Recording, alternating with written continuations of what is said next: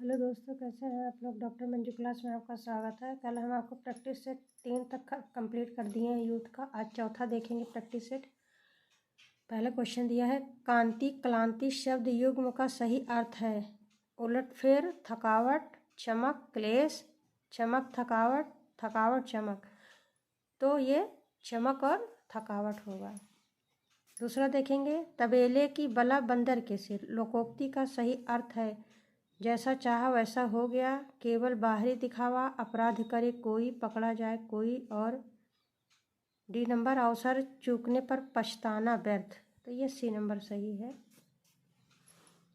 तीसरा देखेंगे, भारत आया किंतु भूपेंद्र चला गया। यह किस प्रकार का वाक्य है। संयुक्त वाक्य, मिश्र वाक्य, साधारण वाक्य, प्रश्नार्थक वाक्य। तो ये संयुक्त वाक्य है। किंतु, परंतु, लेकिन, ये सब संयुक्त में होता है। चौथा देखिए, निम्नलिखित में से शुद्ध शब्द। पूजनीय, पूजनीय, पूजनीय, पूजनीय। तो ये पूजनीय होगा। नेक्स्ट देखेंगे, 5वां नंबर, समष्टि का विलोमार्थी शब्द है। विशिष्ट, व्यष्टि, अशिष्ट, अपुष्ट। तो ये व्यष्टि होगा।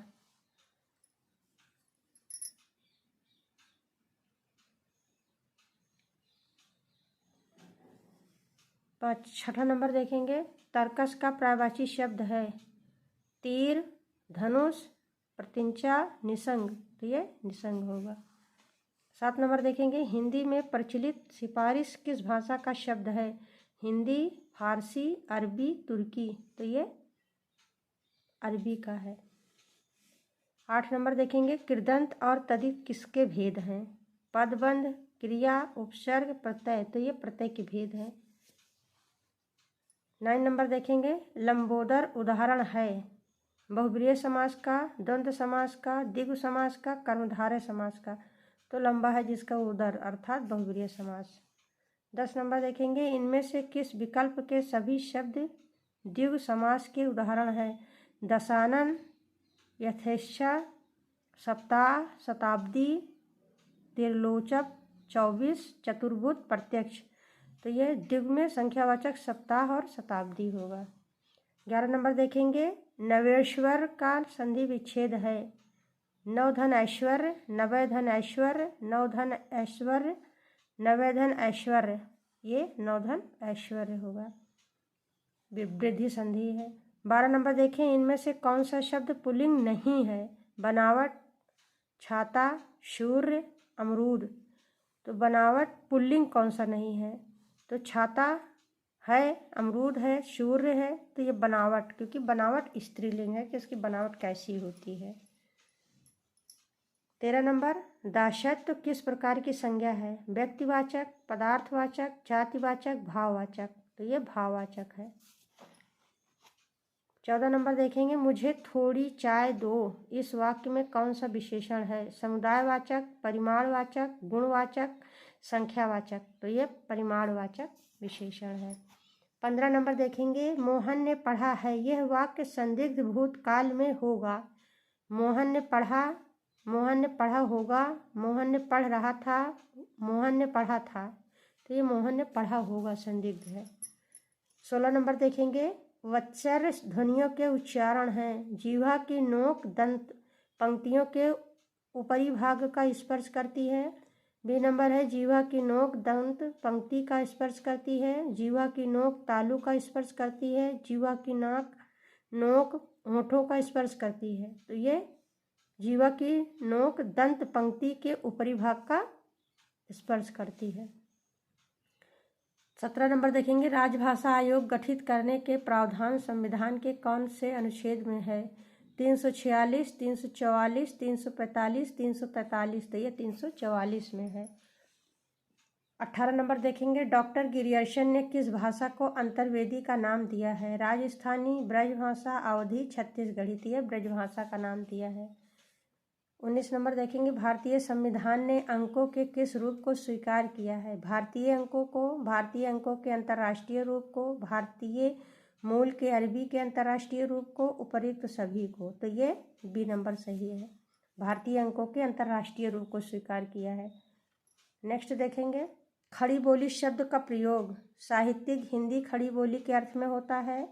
दिल्ली मेरठ के आसपास की लोक बोली के अर्थ में होता है। खड़ी बोली का उद्भव सारसानी अपभ्रंश के उत्तरी रूप से हुआ है। खड़ी बोली में लोक साहित्य बिल्कुल नहीं है।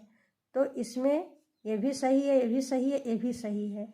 तो ये किस में है? ए बी सी डी, तो बी में सही है। ये ए बी सी तीनों सही है। 21 नंबर देखेंगे। तंत्रीनाद कवित रस सरस राग रतिरंग अन बूढ़े बूढ़े तरे जो बूढ़े सब अंग। इस दोहा में कौन सा अलंकार है? उपमा, विरोधाभास, दृष्टांत, रूपक। तो इसमें विरोधाभास,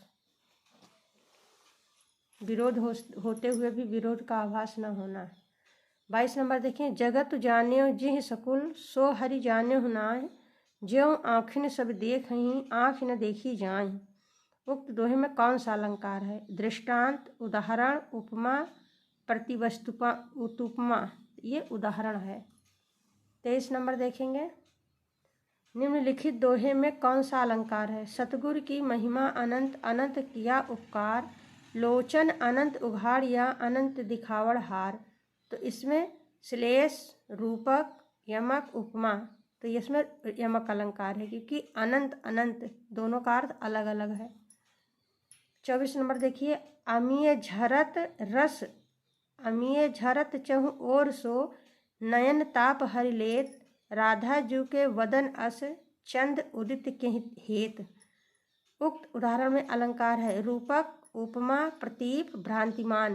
तो इसमें प्रतीप होगा क्योंकि अमीय माने रस, झरत चहु ओर सो नयन ताप हरि लेत, मतलब उनके आँखों से जो नीर झर रहे उससे उनके आँखों का जलन कम हो जा रहा है। राधा जू के बदन अस चंद उदित के, मतलब राधा जी का बदन ऐसा प्रतीत हो रहा, तो इसमें उल्टा हो रहा है। 25 नंबर देखेंगे। अवधि का निजी छंद है बरवय कवित्व रोला छप्पय, तो बरवय है।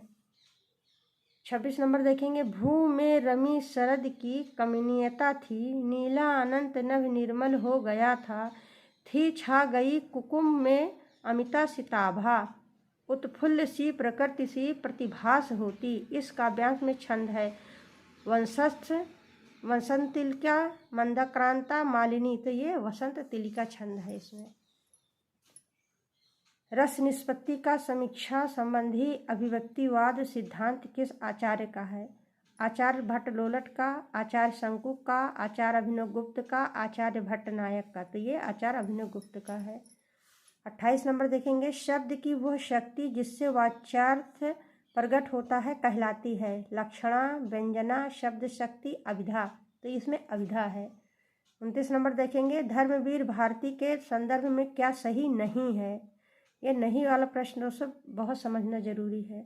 वह व्यक्ति स्वतंत्र के विरोधी कवि हैं, वह व्यक्ति स्वतंत्र के पक्षधर कवि हैं, वह कैशोर भावुकता के लेखक हैं, वह मिथकीय संदर्भों पर आधारित कविता लिखने वाले कवि हैं। ये सब सही है, ये गलत है क्योंकि वो विरोधी कवि नहीं है धर्मवीर भारती। 30 नंबर देखेंगे। अभिव्यंजनावाद किस सौंदर्य शास्त्र का महत्वपूर्ण कला पक्ष है? यूरोपीय, भारतीय, ब्रिटिश, रूसी। तो ये यूरोपीय है। 31 नंबर देखेंगे। को घटिए वृषभानुजा वह हलधर के वीर में कौन सी व्यंजना? शाब्दी व्यंजना, आर्थी व्यंजना, अभिधा, लक्षणा। तो इसमें शाब्दी व्यंजना है। नेक्स्ट देखेंगे। किसकी मान्यता है कि औदात्य अभिव्यक्ति की उच्चता और उत्कृष्टता का नाम है? मैथ्यू आर्नल्ड, जॉनसन, लोंजाइनस, सत्तात। ये लोंजाइनस का है। धन्यवाद दोस्तों, मिलते हैं कल नेक्स्ट वीडियो में। तब तक के लिए धन्यवाद।